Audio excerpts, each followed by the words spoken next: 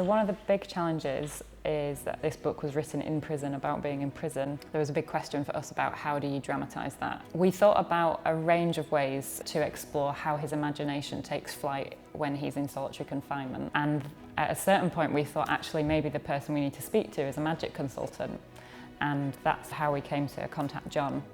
And he came to us and brought a range of tricks and ideas, and we tried various things and settled on ones that worked for the story. What I do with magic in the theatre is it's the storytelling first. We always look to find the narrative, and once we found the narrative we then find the effect that delivers that narrative. So it's never about here's a magic trick, it's more about here's the moment we need to get across, and this effect tells that story in the best way.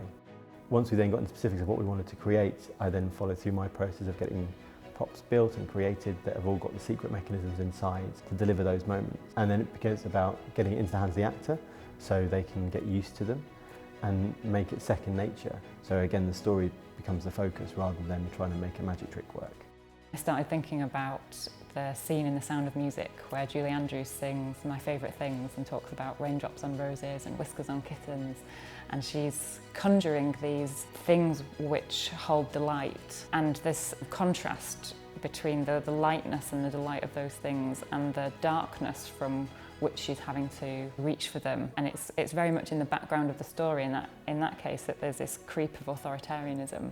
And in the same way, we wanted to have a sense of some moments of wonder and magic that he reaches for in the darkness.